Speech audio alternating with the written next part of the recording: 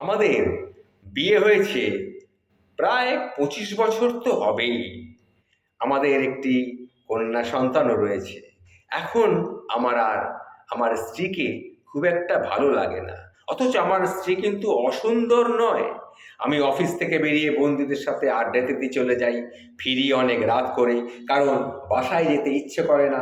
অথচ বিয়ের শুরুর দিকে কিন্তু স্ত্রীর টানে অফিস থেকে বেরিয়ে তাড়াতাড়ি বাসার দিকে ছুটতাম। অফিস না থাকলে সারাদিন বাসায় থাকতাম, ওকে নিয়ে ঘুরতাম। কি যে ভালো লাগতো তখন আমার স্ত্রীকে, ঠিক বলে বোঝাতে পারবো না। আর এখন ওর দিকে আমার খুব একটা তাকাতে ইচ্ছে করে না, কথাও বলতে ইচ্ছে করে না। ও আশেপাশে থাকলে বরঞ্চ বিরক্ত লাগে। বাইরে থাকা অবস্থায় ওর ফোন এলে অনেক সময় ধরি না, মেসেজ পাঠালে দেখি না। আর বাসায় থাকা অবস্থায় ও কিছু বললে অনাগ্রহের মতন শুধু হুঁ হাঁ বলি আর চুপচাপ থাকি। আর রাতে যদিও কাছে আসতে চায়, আমি রূঢ় ভাষায় বলি, জ্বালাতন করো না তো, জ্বালাতন করো না, সারাদিন অফিস করে ক্লান্ত হয়ে আছি, একটু ঘুমোতে দাও। আসলে ক্লান্তি টান্তি কিছু না, স্ত্রীকে আর ভালো লাগে না, এটাই হলো মূল কথা। কেন এমন হচ্ছে বুঝতে পারছি না। এই সমস্যা যে আমার একা হচ্ছে তা না, আমি কিন্তু জানি অনেক পুরুষের মধ্যেই, আমার বয়সী পুরুষের মধ্যেই এই সমস্যা কিন্তু হয়।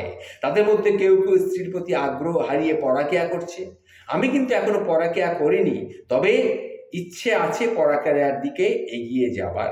কেন পুরুষেরা একটা সময় স্ত্রীর প্রতি আগ্রহ হারিয়ে ফেলে, এটা জানার জন্য আমি যত পুরুষের সাথে কথা বলেছি, সবার একটাই উত্তর, আরে এটাই তো স্বাভাবিক।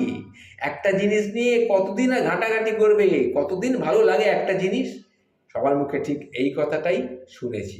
তাদের উত্তরটা আমার কাছে কিন্তু সঠিক বলে মনে হয়নি, কারণ একটা জিনিস বেশি দিন ভালো না লাগা যদি স্বাভাবিক হতো, তাহলে স্ত্রীদের ক্ষেত্রেও হতো। কিন্তু সেটা তো হচ্ছে না। স্ত্রীরা তো বিয়ের পরে যত বছরই হোক, তারা ঠিক অধীর আগ্রহ নিয়ে স্বামীর সঙ্গে কথা বলতে চায়, ঘুরতে যেতে চায়, মিলিত হতে চায়। একটা সময় আমার মনে হলো, এটা কি পুরুষের কোনো মানসিক সমস্যা? ডাক্তার দেখালে কি ভালো হয়ে যাবে? আমি দ্বিধাজনিত মনে গোপনে একদিন একটা মেন্টাল ডাক্তারের কাছে গেলাম। ডাক্তার আমার সব সমস্যা শুনে বললেন যে, আচ্ছা আপনি কি ঈশ্বরে বিশ্বাস করেন? আমি বললাম, হ্যাঁ আমি ঈশ্বর বিশ্বাসী। তখন সে বলে, একটা নির্দেশ আপনাকে বলবো, যেটা আপনি শুনবেন। সেটা কি? সেটা শুনুন। সেটা হচ্ছে, নিজেদের দৃষ্টিকে সংযত রাখুন, নিজেদের লজ্জার স্থানগুলো নিজেদের হেফাজতে রাখুন। এটা তাদের জন্যে বেশি পবিত্র পদ্ধতি। অর্থাৎ আবার বলছি, শুনুন, নিজেদের দৃষ্টিকে সংযত রাখুন, নিজেদের লজ্জার স্থানসমূহ নিজেদের হেফাজতে রাখুন। এটাই আসল কথা।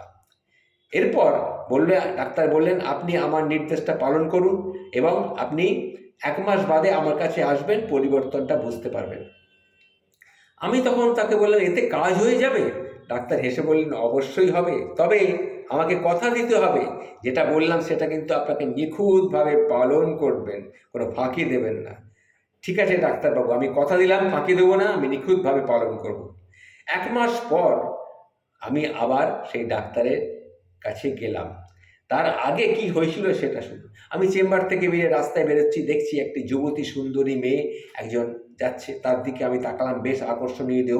হঠাৎ আমার ডাক্তারের কথাটা মনে পড়ে গেল যে নিজেকে সংযত রাখার। আমি আমার দৃষ্টিশক্তিকে সংযত করলাম এবং তার দিকে না তাকিয়ে তাড়াতাড়ি চোখ সরিয়ে নিলাম এবং মাথা নিচু করে তাড়াতাড়ি হেঁটে চলে গেলাম। এইভাবে কিছুদিন যাওয়ার পর আমি বুঝলাম যে আমার আস্তে আস্তে একটা আলাদা স্ত্রীর প্রতি টান, এতদিন যে বোধ করিনি, এখন কিন্তু টান অনুভব করছি। অস্থিরতা দূর করবার জন্য মোবাইল হাতে নিলাম। আবার ভাবলাম যে একটু অন্য কিছু করি, কিন্তু কিছুই করতে পারলাম না। গুগলে সার্চ করলাম, সার্চ করে আবার সব কিছু চেপে দিলাম।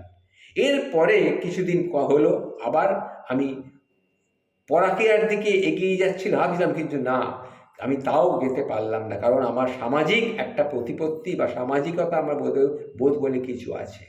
যাই হোক, এইভাবে কিছুদিন যাওয়ার পর 1 মাস পার হয়ে গেল। আমি তখন একদিন বাড়ি ফিরে গেলাম। বাড়ি ফিরে আসার পর দেখলাম বেশ স্ত্রীর প্রতি আস্তে আস্তে কিন্তু আমার টান আবার আগের মতো ফিরে আসছে। আমি তখন তাকে বললাম, একদিন হঠাৎ অফিস থেকে বাড়ি ঢুকে বললাম, তোমরা কোথায় আছো? আমার স্ত্রী তখন রান্নাঘরে ছিল। বলল, সে দৌড়ে এলো, কারণ স্ত্রী, আমি কোনোদিন এভাবে কোনোদিন ঢুকিনি। কি হয়েছে তোমার, ডাকছো কেন? আমি আমার ব্যাগটা ছুঁড়ে ফেলে দিয়ে স্ত্রীকে চট করে কাছে টেনে নিয়ে বললাম, আমরা বিয়ের শুরুতে যেরকম ছিলাম আমরা কিন্তু এখন সেই রকমই থাকতে চাই। ততক্ষণে স্ত্রী আমার উদ্দেশ্যটা বুঝে গেছে। সে বলল, হ্যাঁ, আমাদের অনেক অনেক বয়স হয়ে গেছে, মেয়ে এখন অনেক বড় হয়ে গেছে, সব ছাড়ো, একদম এ সমস্ত নয়, আমি তোমাকে ভালোবাসি। কিন্তু না, সেই স্ত্রী তখন হাত ছাড়িয়ে দ্রুত রান্নাঘরে চলে গেল। পরের দিন আমি ডাক্তারের কাছে গেলাম, 1 মাস তখনও পার হয়নি। এসে বললাম, ডাক্তারবাবু, আমার সমস্যা কিন্তু দূর হয়ে গেছে, এখন আমি বুঝতে পারছি কেন পুরুষেরা স্ত্রীর প্রতি আগ্রহ হারিয়ে ফেলে। অতীতের ভুল আর আমি কখনো করব না। ডাক্তার তখন বললেন, স্বাগতম আপনাকে, আপনার সংসারের জন্য আন্তরিক শুভেচ্ছা রইল।